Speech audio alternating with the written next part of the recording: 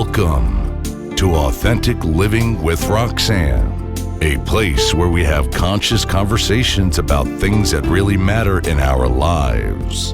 And now here's your host, Roxanne Childhood.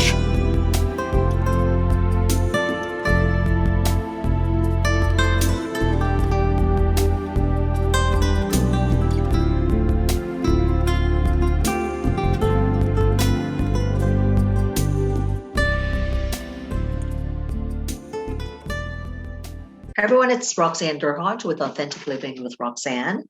So today I have someone, Tatiana and I connected, I'm going to say about a couple of weeks ago, and we had quite a conversation that I was quite impressed with. And she's been a high-level executive and a female that has, I would say, lived a life that is quite fascinating. And she's the CEO of her company, CEO being Chief Expression Officer, which I love that title. So Tatiana, thanks so much for coming on today to spend the time with my listeners. Hi, Roxanne. I'm so excited. Thank you very much for having me here. I had so much fun last time we connected, so I really look forward to our conversation today. Well, and we probably could have just hit record then, because we talked about so many things, and to replicate the same conversation, is difficult, but I'm sure we'll get a lot out of things today. So let's talk a little bit about you. You've been at levels of leadership that I would say, you've kind of hit the glass ceiling in lots of different high-level executive positions, mostly male-dominated kind of leadership positions. But before we get into that, let's tell a little bit about kind of your beginnings, so that people can get a context and understand your frame of thinking and the space that you grew up in. So tell us a little bit about your upbringing and a bit about, what kind of things you learned along the way early. Yeah. So I actually grew up behind the Iron Curtain. So I grew up in former Soviet Union. And I grew up in the environment where from very early on, I learned how to speak the truth to power. So I was lucky to be born in a family where my granddad used to be a senior executive in Soviet politics. So he was actually at some point the mayor of Tallinn and then a representative of Estonia in Moscow. And my stepdad, who raised me, was one of the leading rocket scientists, literally rocket scientists running a big part of Soviet peace program. And my mom, a doctor. So, and I was the only child. So being in that type of the environment, where your thinking is challenged, and I'm a little bit of quite a lot of the rebel, I would say. So it hasn't been always a smooth sailing. There was a lot of resistance sometimes from me, and also there are a lot of expectations. So one of the stories that probably I didn't realize yet at that time how much it defined me then. When I have been on the journey of human behavior, I realized how pivotal, how important it actually was. Because I was also quite dreamy child. I like looking in a window and dreaming about something. And so I was doing in a school where we had an extensive German language.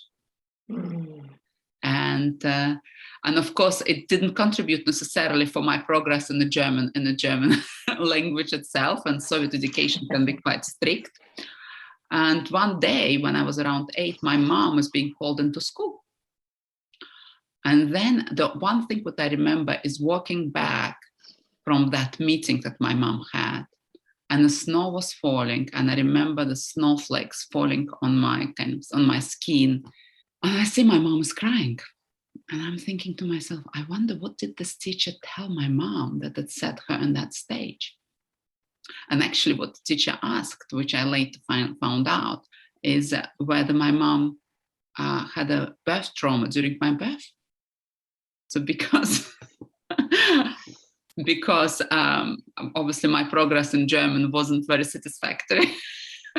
So, and I think that was a moment when my mom came and her rocket scientist husband said, well, no, Tatiana is not stupid and we're going to make her graduate with honors. So, and that was a journey where also my own rebel self kind of said, yeah, I'm going to prove to them. And of course, I did have the support of quite intellectual men in my life. And on the other hand, it's also created a lot of approaches and thinking about achievement, right? So because of course, then I'm thinking, well, if I don't achieve, who am I? So of course, without that moment, I probably wouldn't end up where I was in the leadership in the city and wouldn't have had that journey. On the other hand, also that moment created all this discovery, which I'm on right now, discovery of my authentic self and helping my clients to be on that journey. Because who are we without achievement, and what actually achievement means? Because so often I worked with a lot of executives who on the outside have a lot of success and on the inside feeling quite empty and unfulfilled. So what actually success mean, and what differentiates conventional success from true success and from being successful from success empty?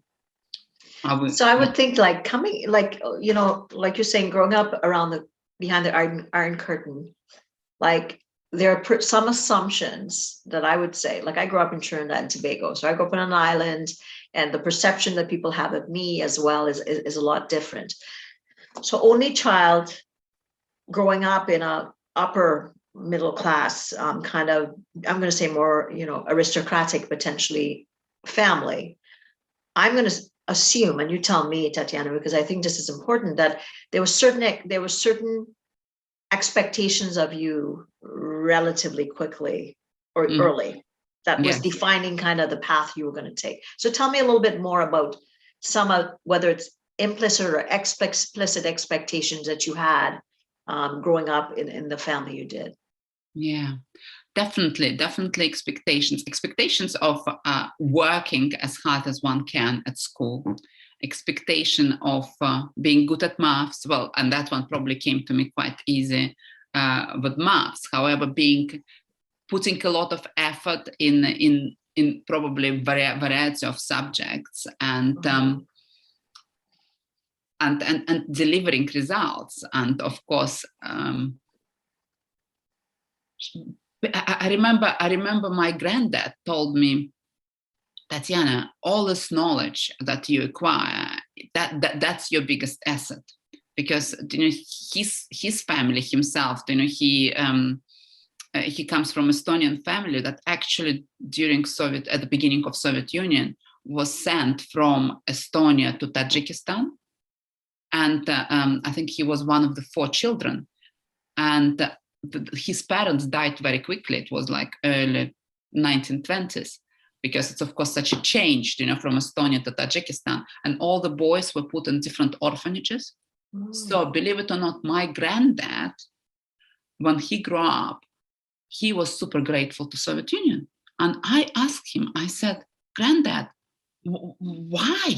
Do you know, your family was moved? And he said, Tatiana, Soviet Union gave me education. And that's what I was raised with, I guess, the sense of optimism. You know, yes, there are challenges in life, but we're going to overcome them. And education is the most important thing. So make sure you take the full opportunity of what the country gives to you.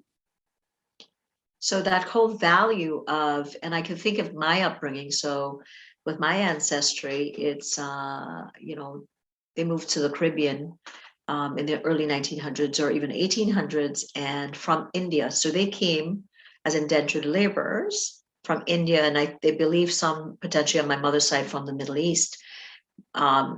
And so in the islands, of course, as well, because it was a British colony, one of the first values I remember learning is that education is power. Yeah. right? Not unlike what you're saying about what your granddad learned after coming from Estonia, that in fact, you have value when you are educated. Yes, exactly. And it means, and it means you have to pay attention, and it means you have to work to the hardest of your ability. Mm-hmm. So that's definitely was an expectation, and there was always an expectation that I will go to university. Mm-hmm. Right. My mom used to say to me at 3 years old, because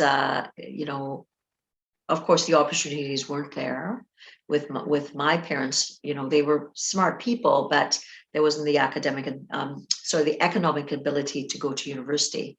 My dad went on further as he became an executive, but my mom became a nurse later on in life as well. But earlier on, there was not the capacity to be able to do that. And I remember quite young thinking that, and being told you're going to go to university. I didn't even know what a university was at, 4 or 5 years old. But I remember thinking that thought process being something that obviously had been told to me relatively quickly. And it was kind of like one of those things. Did I even know what they did there? Probably not. But again, that whole imbuing of the beliefs that get put into you, which obviously a lot of it is very, very positive. But I guess the other part of it, which we're going to talk more about, is how do certain parts of you get locked off in the process, which is not a bad thing in certain areas of your life, absolutely. But in some other parts, like you talked about the little girl that loved staring out the window. And I'm curious about, that space that you would go to, maybe German was the love of your life at a young age, but there must have been things that potentially I'd love to hear about. What kind of things that you find out about yourself as you kind of went on your journey and reconnected to that part of yourself? Yes, it's this creative part, and that's this dreamy part. So at that time, for example, I really wanted to be. I wanted to write a book, for example, right? And now I'm working on my book, and yet Russian language was one of my weakest subjects. So I remember having all this fantasy and all the stories which I put together, and then I'm thinking, oh my gosh, but I make so many spelling mistakes. And of course, everything, the expectations are that you have to be really good at what you choose. So as a result, I almost that belief. Nobody told me you cannot be a writer. It's almost was a result of this thinking of I have to be good at what I choose. And as a result, if I'm writing the spelling mistakes, I cannot be a writer, right? So because it has to be perfect. And now we all know there are ghostwriters and spellings, whatever there is, word checking, and it's all okay, right? So Right. so that's creative part, and yes, and also this ability to mess up. And that then the permissiveness now, and we talk about this. So obviously, we'll talk a little bit about your kind of tenure as an executive, but I think as of late, maybe in the last 10 years or so, we talk more about feeling your way to success. That was not a concept per se that was openly discussed. And I think it's more permissive today, right? Like a fail your way up to the top was not something that I learned as an executive in my 20s. No. It was like, if you screw up, make sure it's not that big, so it's not going to impact things, so you can kind of, bounce back from the mistake. But in today's day and age, we talk about failure as being such a key element to succeeding in whatever path that you're taking. That's true. And I still believe in a lot of organizations, for sure in finance, it's still the subject which is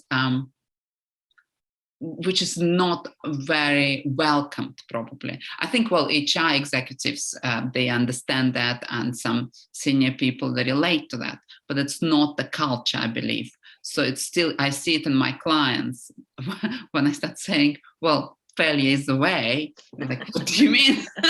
A way to what? Losing a job, right? Because of course, some mistakes can be very costly, right? So if you are in charge of billions of money, of dollars, right? You don't want to make a mistake on one hand. On the other hand, if the recognition that we all make mistakes, and that's a way to growth was more acceptable, then it might be that in some situations, the traders would speak about their wrong positions much earlier on. It might be that they would bring it to the attention with much bigger openness, and we might have been able then to avoid the crises which we had. So the perception of perfection, and I'm truly, this is my thinking, and I can really understand it depending on the sector that you're in. If you're running, like you said, multinational, multi-billion-dollar company in finance, the difference of somebody not being microscopic could be detrimental. But the counter side of what you're saying is that because people are petrified potentially to admit that there has been failures or there's patterns that would go against the strategic plan, people are less likely to come forward. And like you said, some of these huge crashes that we've experienced in the 80s and stuff like that with the bank industry, or even in the US, what we saw, more than likely, if there was that ability to say, I know this is going to sound kind of out in left field, however, this is what I'm seeing here, or I know it's something we've never come up against, but this seems to be a recurring theme, then we might be able to circumvent things that, because you're allowing that person to be creative, to be outspoken, to potentially have possibilities and not feel like they're being viewed in a lens that's not conducive to looking a certain way, say in banking or in engineering, or all those kind of left brain kind of specific industries, where it's more definite. Whereas I think some of the more creative kind of environments, we allow that a bit more. Yes, exactly, and that's why the concept comes also, if you look at the corporate world, more from the world of technology, right? Because I think in this book, $1 Trillion Coach, there is even example there how the Google department, one of the Google departments, are actually celebrating when mistakes is made, because then actually the employees are paid even bigger bonuses, because A, they tried something new, and B, as soon as they realize that they are going the wrong way, they spoke up about it. So that's something that needs to be celebrated. Because really we're talking about creating a confidence in people that will allow them to go to spaces that it's like a mind meld, right? If people can really think and be outside of the box and take a step into something, you're going to get to you're going to be disruptive without a doubt, for sure, but you could probably come up with some amazing things. Exactly. It's having the psychologically safe environment. That's a little bit of the buzzword, but to have that environment where people can honestly express their point of view and honestly speak up where they believe a mistake is made, and stand up to so-called failure as something, as a path forward. For example, my own coach, he sends flowers to his team when they mess up. Right? It's celebrating that. Of course, if we continue making the same mistake day in and day out, this is not something, that's like everything to the extreme becomes, every strength to the extreme becomes a weakness. So when it's a mistake from which we learn, that's fantastic. What a great opportunity. So let's talk about the industries that you went into, right? So here you learned a lesson about, maybe I can't dream about maybe potentially being creative in certain realms as a little girl. So you kind of thought, I'm going to go and focus where I'm really good. And like you said, like your rocket scientist father, obviously very left brain, very analytical, math oriented, all that stuff. So you kind of somehow figured out things, and then you learned the value of hard work pays off. And when I'm good at a skill, if I get better, doors open for me. And that's exactly what started to happen. So tell us a little bit about where that took you on your path of leadership. And, I know we're going to get to the point where we talk about, high achievement, but when there was something different that started to present itself for you. Yes, thank you. So it is interesting when you actually were saying it. What also came to me is that yes, of course, it's living into one's strength, and yet I didn't go and study maths. I went and studied international economic affairs, and that one of the first requirement was German.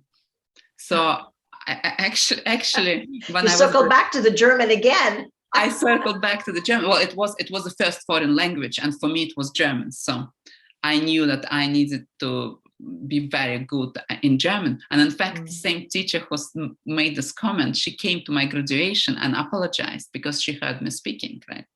So, and that's also taught me a very important lesson, that even if somebody perceives that you might be not good at something, actually, if you put effort in it, you can become so good that you even go to one of the best universities where this is a requirement, and also even go and live in that country, right?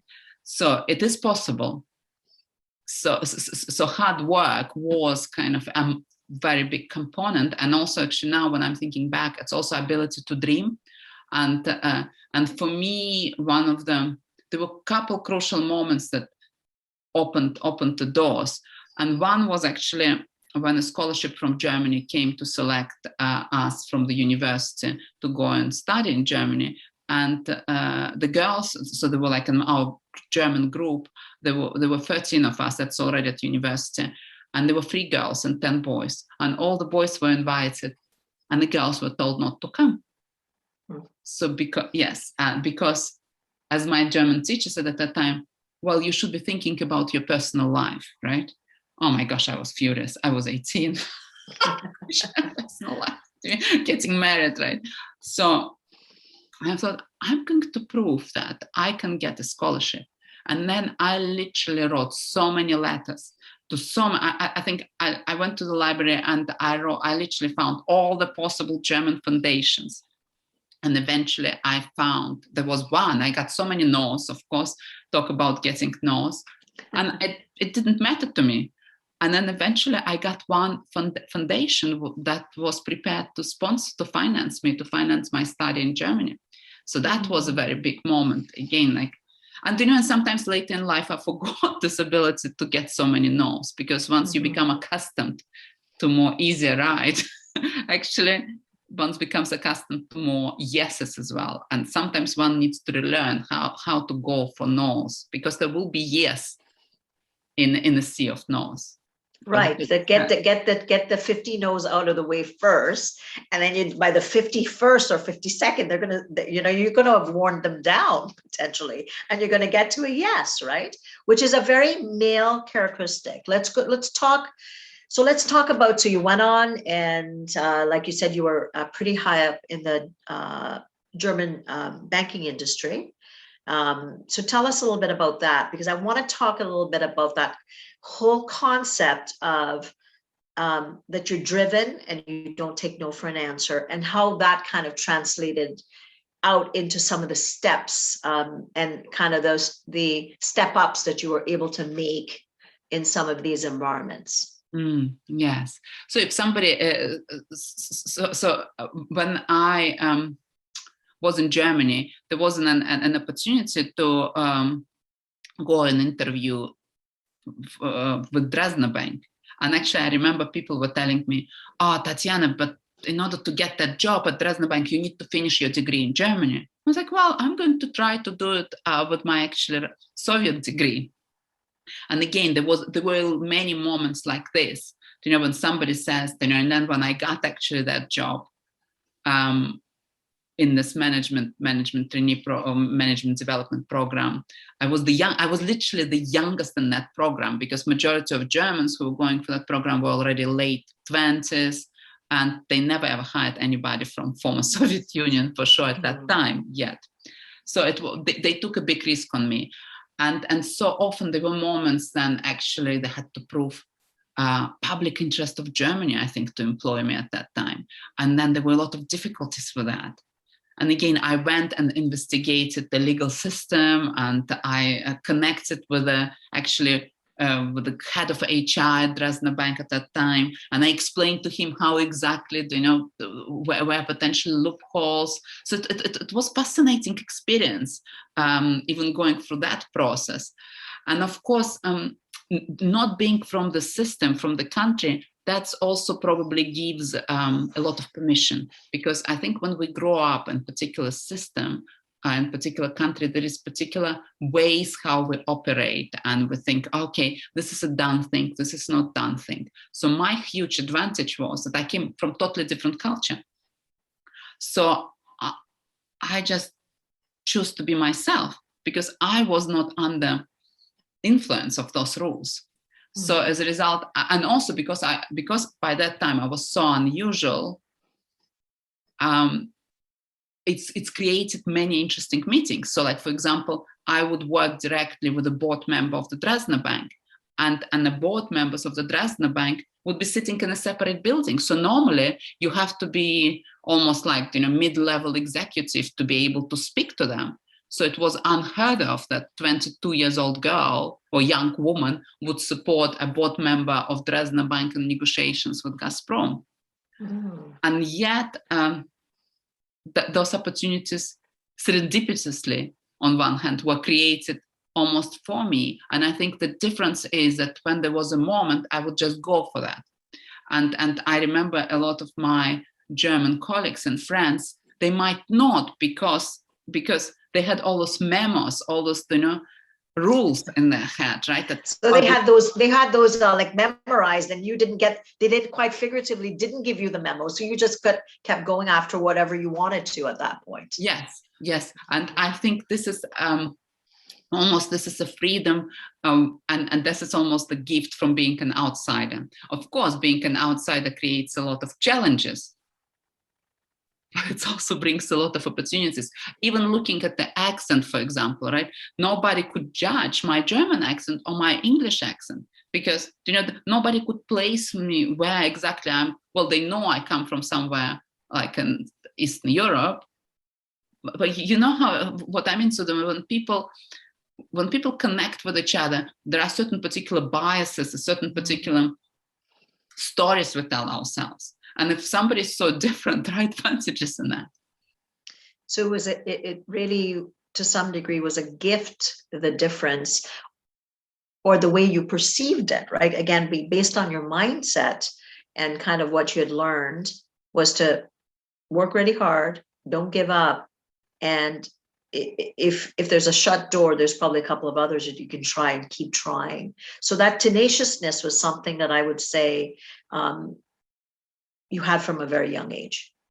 Yes, exactly. And actually now, when even speaking with you, I'm thinking the fact that academic achievement probably didn't come to me very early on that easily, so it was more secondary school when I really flourished rather than primary school. That's probably helped develop those features. Right.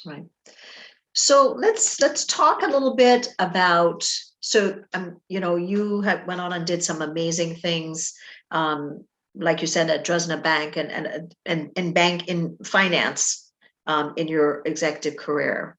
So what created the shifts for you? Like at some point, you start to make shifts from being an executive at that high level to be doing what you're doing today. So tell us kind of what that path was, and go back again. I'm curious about the story about the authentic self and where it brings you today.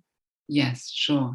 And it has been a long journey, because Dresdner Bank was at the beginning, and then, I left it all behind and I went to the United States, still in pursuit of my really American dream and the American business school, and then, the many other banks later. And I remember when I was at this business school, and it shows also the journey, I literally wouldn't go to classes if they didn't have formals in them. So if we go to late 90s, well, I had to go to human behavior class to get a pass, and I would do that, but I couldn't get it. I was like, come on, it's such a soft subject, right?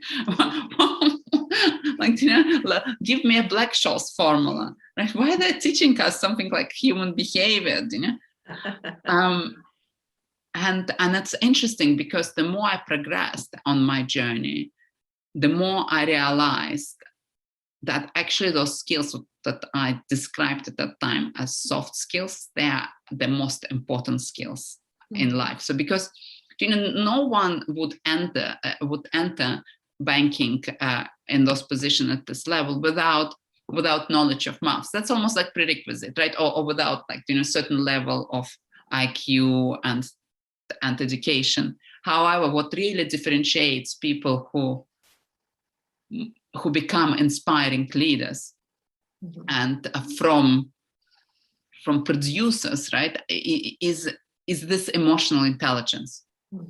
And then what is much more further than that is that could create a certain conventional success and give us achievement. However, if we are not aligned with our own mission, with the impact that we want to create in the world, and eventually the sense of emptiness will set in. So for me, so I really enjoyed my journey. And actually I remember in my more later days of investment banking, when I was working on a trading floor with Nomura, I was getting so much buzz from closing the trades and adrenaline, and yet one day adrenaline was gone. It just disappeared, right? And it felt to me that I was trading like potatoes and oranges rather than selling 100 million loan here and there. So, and yet I was so terrified of making a change because I worked so hard for where I was, and I was one of very few women in the front office who was actually working 4 days a week. In fact, I was promoted to manager director while working 4 days a week, which was unheard of in our organization. So I thought, oh my gosh, if I make any change, that's scary. I should be grateful for what I have. And for a couple of years, I was literally, that's almost like the other side of gratitude. That's what, I tell my clients, yes, practice gratitude. Gratitude is super important, but make sure it's a gratitude of creation. Make sure it's something where you're grateful to yourself for what you created, not something what you are afraid of losing. And then at some point I realized, yeah, I'm losing the joy. And nothing is worth that. I want to have the joy back. And I started thinking, what actually does give me joy? And of course, I did have opportunity in my journey in banking to coach sometimes my manager and to coach my team without knowledge of what exactly coaching is. But then I was fascinated by why is it that some people have on the outside everything, right? And then when I get to know them more, they have so much emptiness and pain inside. And then this realization that money doesn't remove that, and actually position doesn't remove that, and actually achieving certain level of success, it just creates different types of problems. And the more senior you become, the lonelier it is at the top, right? So it's connecting with this authentic self. It's realizing what actually my needs, what actually I'm going for, and then creating from that place. Being honest with oneself about own needs, what I'm creating and what I'm communicating, and what actually gives me the sense of belonging and sense of connection.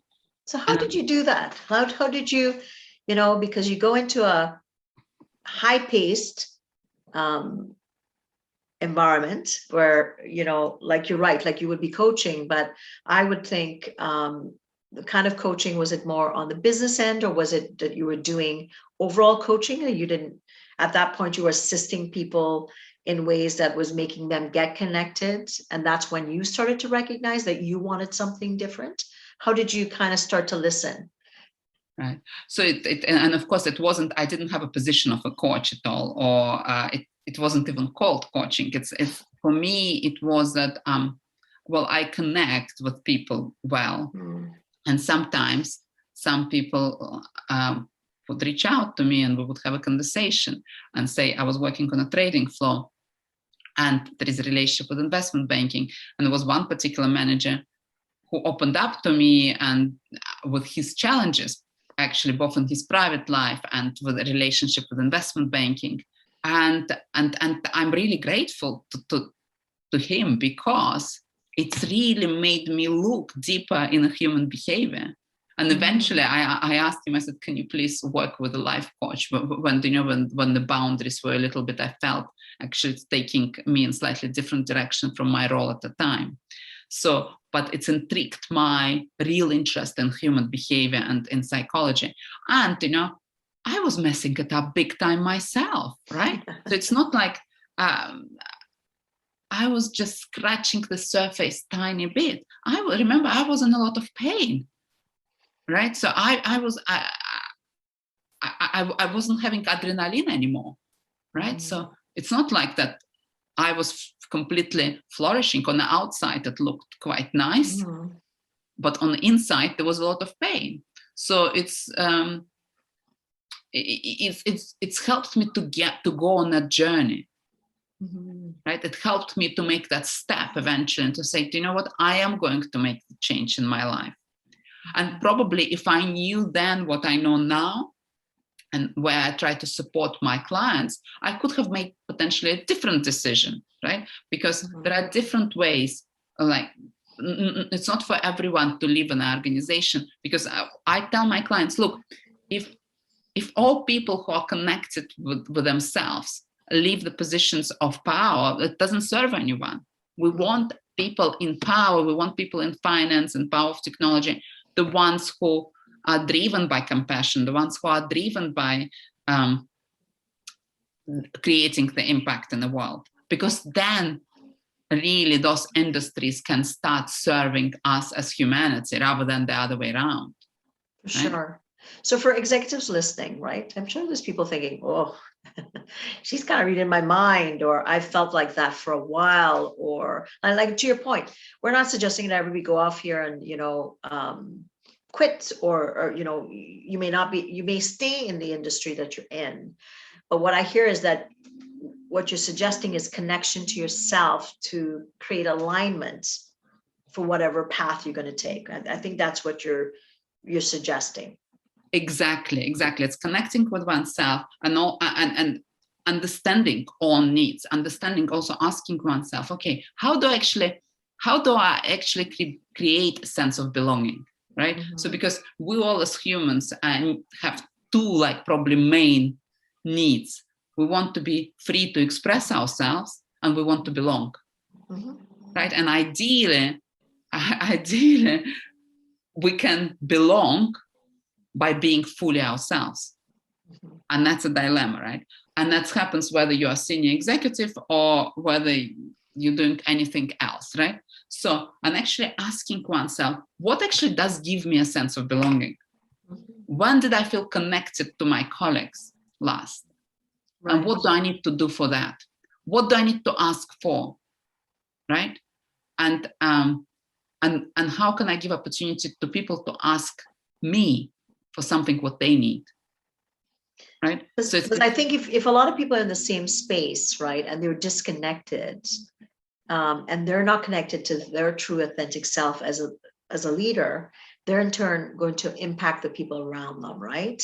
100%. So, if you're unconscious about your own needs, to your point, like you said, when you realized I'm on the trading floor and I'm not getting that surge of energy and the enjoyment I used to, you recognize that something had shifted within you where you were no longer connected to that space in yourself that brought you the joy that you would have had from trading. And at that point, you started to take some steps to understand it or to do something different. Yes, exactly. Okay. Exactly. And that takes courage, right? So I remember when I heard like tiny acts of kindness, and I thought, how about tiny acts of courage? Right? Because I remember when I was working on a trading floor, I thought, oh, the courage is for people who, for doctors, for nurses, for people who save our lives, right? For fire brigade.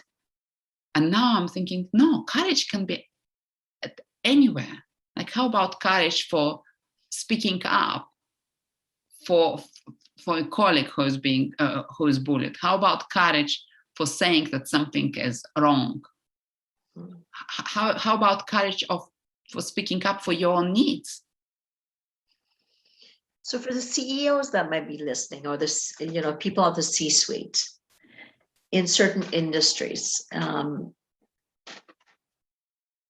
that may not have the capacity. I shouldn't say they don't have the capacity. Maybe their industry has always had the backdrop where there hasn't been this permissiveness. And we know in this day and age, more than ever, Tatiana, that we want to experience the people we're working with. We want the leader has to create outcomes. He has to report to his boards, profit sharing, all that stuff still has to get taken care of, right? So you can't be authentic and not have outcome, because we're going to have a lot of friendly people and nothing's going to get done. We need both, right? But if you're trying to create that shift and you're like recognizing that your industry hasn't had that context in the past, what are some small courageous things that these people at the C-suite can start doing to start making this shift? Yeah. That is a very good point. I think so often even understanding of outcome is very different. And so often there haven't been honest conversations. That's like, even to have that discussion with the team, say, okay, actually, what is our mutual goal? Not the goal of marketing department or finance department. What actually our mutual goal is as a team?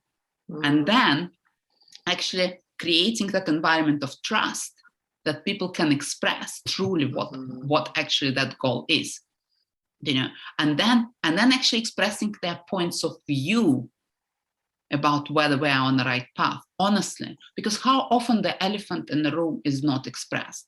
I was in the meetings where I remember people keep on like talking about, oh, we are going to increase our market share by so and so, like, we are going to, like, this year we have been trading 5 million, next year it will be 8 million, and everybody's like, yes, that's what we're going to do.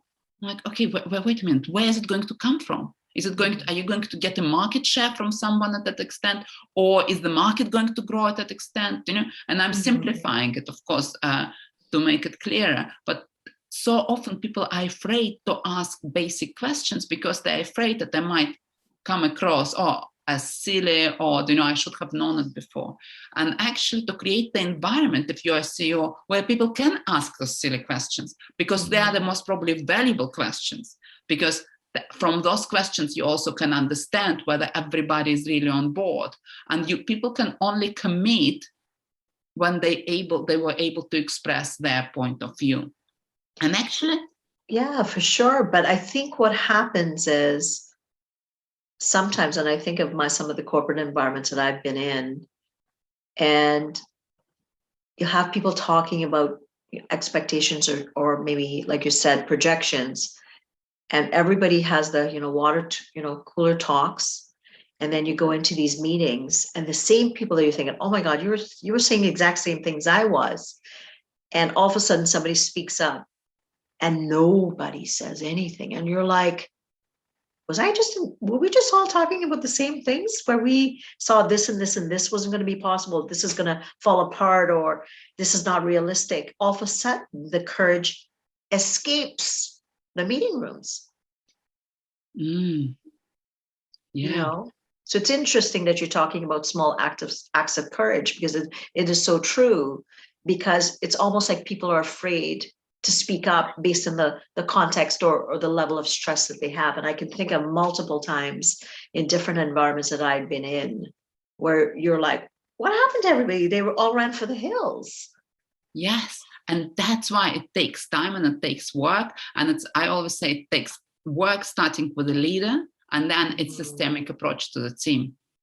That's why the teamwork is also so important, because the system would carry a lot of trauma as well. It's not just individuals. If the organization went through a lot of redundancy, there will be that type of energy will be there.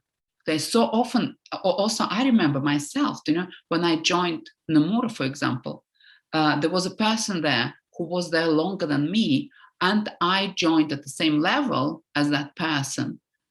However, I was given much sooner some of the bigger accounts.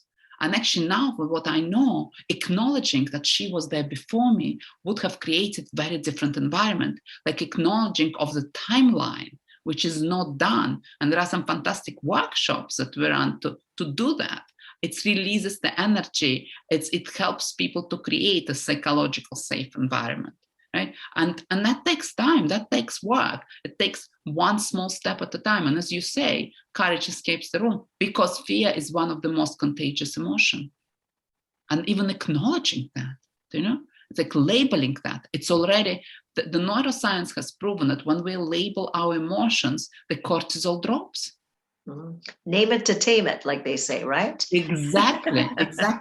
Yeah. So let's talk a little bit about energy. And I know I've taken a lot of your time already. And what are some tips that you can give people just to align? Because I clearly, that's what you do as the chief energy officer. You align people. And I would say with their meridians, with their centering, there's lots of things that I know that I do when I coach, individuals and organizations to get them centered, because that false self or that shadow self is often there. That's the part that, we bring along and we second guess ourselves, but we don't oftentimes take the time that's needed. So what are some, steps that you might be able to leave with people to start thinking about, or maybe even a step that they could take, say, within the next 24 hours to start this process? Sure. There are some simple things. It's realization that when we are triggered, whether it's somebody says something or some event is happening, actually the first thing what gets switched on is our lizard brain, right? Our oldest brain. And that's as you know, gets switched on so fast, right?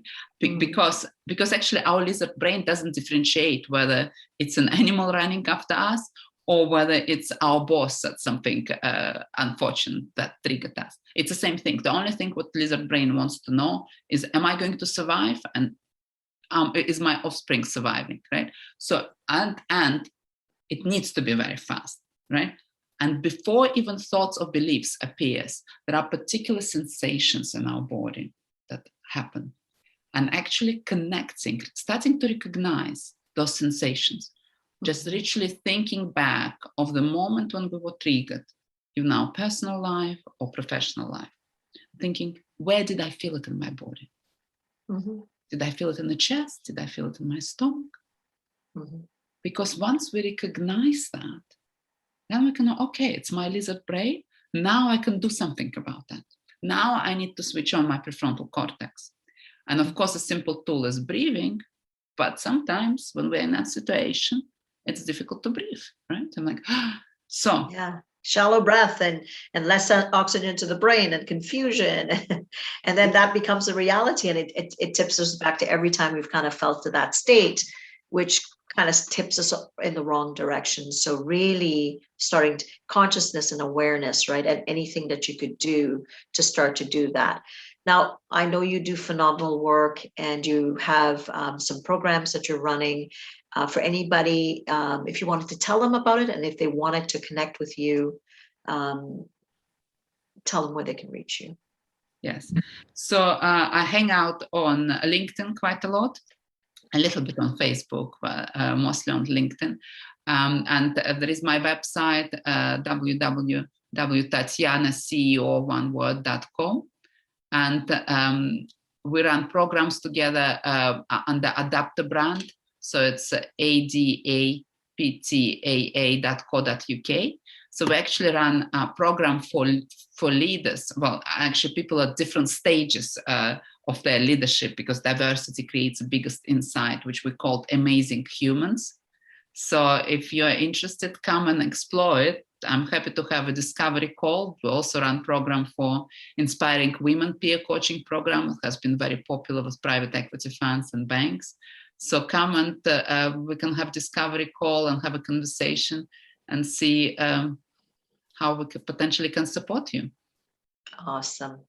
Well, thank you so much for your time. I think what a fascinating story. And, for any executive that has kind of hardened, like you said, if you're still in that space and you're enjoying it, that's one thing.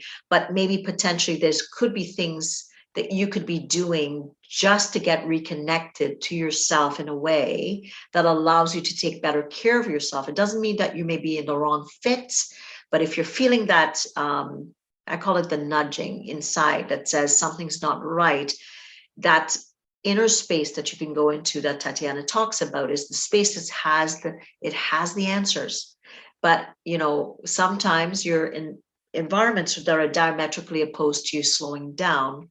So you really, really have to make a concerted effort to slow, to learn, and to listen so that you can make the changes that you may need to be reconnected to your authentic self.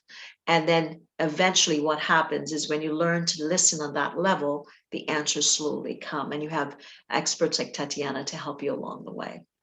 Thank you very much, Roxanne. So thank you for your time, for everybody. If you're wanting any information on authentic leadership for yourself and your teams, you can reach me at roxannederhodge.com. Thanks for tuning in to Authentic Living with Roxanne, creating the space for positive, healthy change. Roxanne is a keynote speaker, psychotherapist, and coach. To work with Roxanne, visit roxannederhodge.com/blueprint. We'll see you next time on Authentic Living with Roxanne.